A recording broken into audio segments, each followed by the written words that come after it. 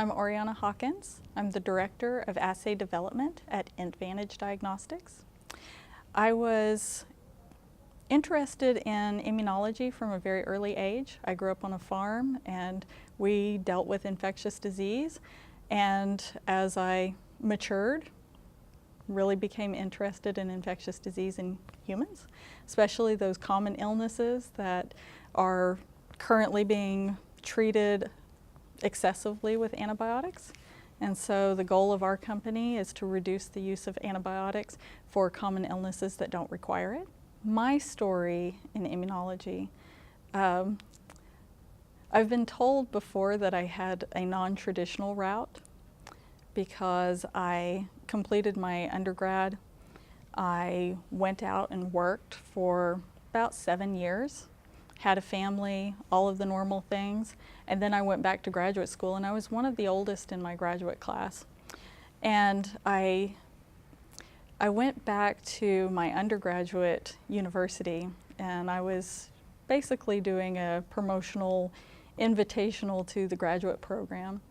And I had a young lady come up and she goes, "It makes me feel so good that, you know, there are non-traditional women, or women going the non-traditional route." And I thought to myself, I don't feel non-traditional at all.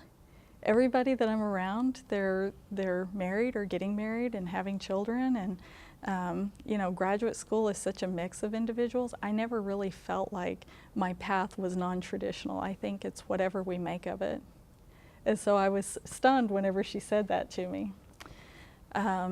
As far as my path into immunology, I think it was somewhat accidental.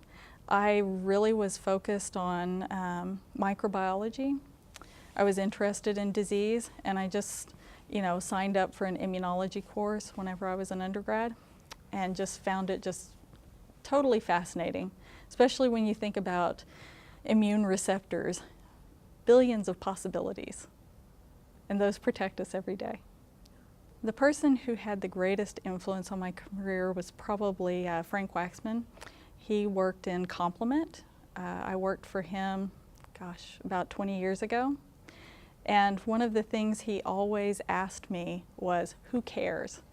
So when you can answer that question, then you're on the right track. You're doing something worthwhile. I think the best advice I've received, Madeline Cunningham was on my graduate committee many years ago, and she told me, you have to dream it and believe it before you can do it.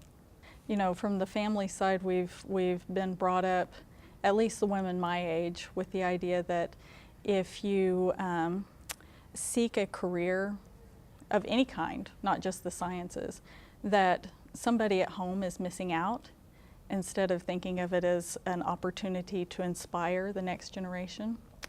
And then from the other side, because I'm in that sort of middle age group, I've been fortunate that there have been a lot of really great women that came before me and that have made their mark already on society and have made it a lot easier for us. So I honestly can say that I really don't feel like I've been impeded in any way in my career, and I'm thankful for the work that women have done in the past to make that possible.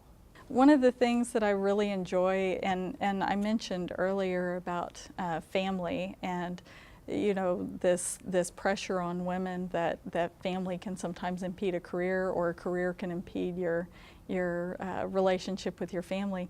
And I've been fortunate to say that my daughter is, you know, an intelligent young woman. She's lived with me all of these years, and seeing mom go out and, you know, do science, live science, participate in these programs, and I really love it now that she's of an age where I can bring her to the meetings. She can sit through the talks and see, what is it that mom's been talking about all these years at the dinner table, and this is what makes her so excited.